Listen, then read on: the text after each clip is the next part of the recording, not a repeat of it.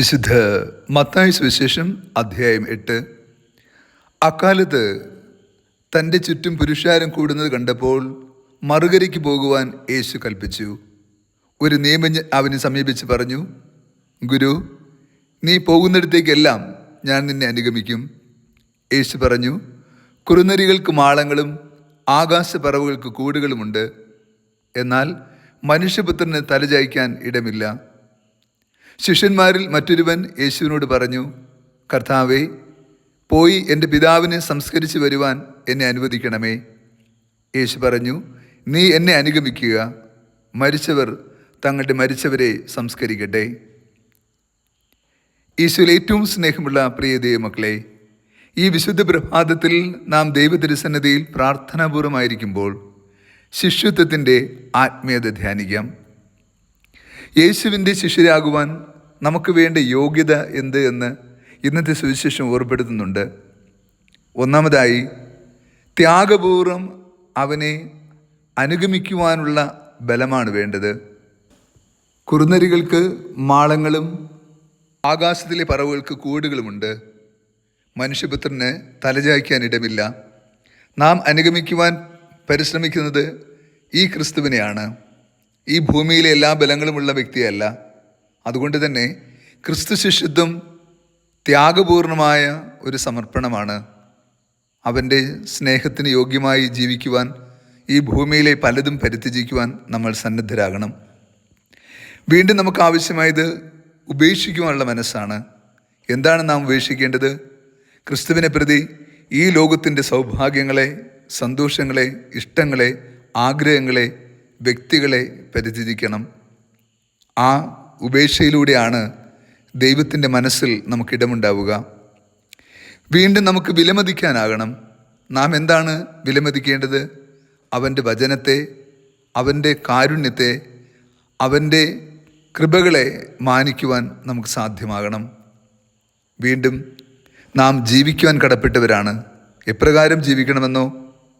ക്രിസ്തുവിൻ്റെ മനസ്സിനൊത്ത് നാം ജീവിക്കുകയും അവൻ്റെ വചനത്തിന് നാം സാക്ഷികളാകുകയും ചെയ്യണം. യേശു പറയുന്നു, മരിച്ചവർ തങ്ങളുടെ മരിച്ചവരെ സംസ്കരിക്കട്ടെ, നീ എന്നെ അനുഗമിക്കുക. ഈ ലോകത്ത് ഒത്തിരി സൽക്കർമ്മങ്ങളുണ്ട്, എന്നാൽ ക്രിസ്തുവിൻ്റെ വചനവും അവൻ്റെ പ്രേക്ഷിത ദൗത്യവും ബലമായി കാണുന്ന ഒരു വ്യക്തി ഈ ഭൂമിയിലെ മറ്റു പലതും നിസ്സാരവൽക്കരിക്കേണ്ടതുണ്ട്.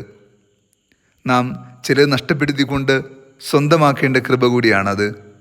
നാം വില കൊടുക്കുമ്പോൾ മാത്രമാണ് ക്രിസ്തു ശിഷ്യത്തിൻ്റെ പൂർണ്ണതയും അതിൻ്റെ നന്മയും അനുഭവിക്കുവാൻ നമുക്ക് സാധ്യമാവുക. നമ്മൾ ക്രിസ്തു ശിഷ്യരാകുവാൻ ആഗ്രഹിക്കുന്നുവെങ്കിൽ ഈ ലോകത്തിൻ്റെ മഹത്വത്തിലും ബലങ്ങളിലും അധികം അഭയം പ്രാപിച്ചു പോകാതിരിക്കുവാനും ലാളിത്യത്തിൻ്റെയും വിനീത മനസ്സിൻ്റെയും ക്രിസ്തു ചൈതന്യം നമ്മൾ നിലനിൽക്കുവാൻ നമ്മൾ പരിശ്രമിക്കുകയും വേണം. സർവ്വലോകത്തിൻ്റെയും അധിപനായ ദൈവത്തിൻ്റെ പുന്നോമന പുത്രനായ ക്രിസ്തു ഈ പുണ്യഭൂമിയിൽ ഏറ്റവും വിനീത മനസ്സോടെ ജീവിച്ചു. ദാരിദ്ര്യത്തിൻ്റെ അവസാന വാക്കായിരുന്നു അവൻ്റെ ജീവിതം. എല്ലാ ആർഭാടങ്ങളും ആനന്ദവും ഉപേക്ഷിച്ചുകൊണ്ട് പിതാവിൻ്റെ ഇഷ്ടത്തിന് പരിപൂർണമായി വിധേയപ്പെട്ട് ജീവിച്ചു. ഈ ഒരു സമർപ്പണ അനുഭവമാണ് ശിഷ്യത്വം നമ്മിൽ നിന്ന് പ്രതീക്ഷിക്കുന്നത്. ക്രിസ്തു ശിഷ്യത്വം ക്രിസ്തുവിനോടൊപ്പം യാത്ര ചെയ്യുവാനുള്ള വിളിയാണ്. ആ വിളി നമ്മുടെ എല്ലാ ഇഷ്ടങ്ങളും നിറവേറ്റുന്ന, സന്തോഷങ്ങൾ പൂർത്തീകരിക്കുന്ന, ഈ ലോകത്തിൻ്റെ സൗഭാഗ്യങ്ങൾ സമൃദ്ധമായി നൽകുന്ന ഒന്നല്ല എന്ന തിരിച്ചറിവുണ്ടാകണം. ഓർക്കുക പ്രിയരെ, ഈ യാത്രയിലൂടെ നാം എത്തിച്ചേരുന്നത് നിത്യതയുടെ പൂർണ്ണതയിലാണ്, സ്വർഗീയ പിതാവിൻ്റെ മഹത്വപൂർണമായ അനുഭവത്തിലാണ്. നാം നഷ്ടപ്പെടുന്നതൊക്കെ നിത്യതയ്ക്ക് വേണ്ടിയാണ് എന്ന ബോധ്യം നമുക്ക് കൂടുതൽ പ്രത്യാശ നൽകുകയും ശിഷ്യത്വത്തിൻ്റെ പൂർണ്ണതയിൽ ജീവിച്ച് ദൈവമഹത്വത്തിന് നമ്മെ സമർപ്പിക്കുവാൻ നമുക്ക് ബലം നൽകുകയും ചെയ്യും. ആകയാൽ നമുക്ക് ക്രിസ്തു ആഗ്രഹിക്കുന്ന വിധം ശിഷ്യത്വം ഏറ്റെടുത്തുകൊണ്ട് അവനെ സ്നേഹപൂർവ്വം അനുധാവനം ചെയ്യുവാൻ വേണ്ട കൃപയും വരവും പ്രാർത്ഥിക്കാം.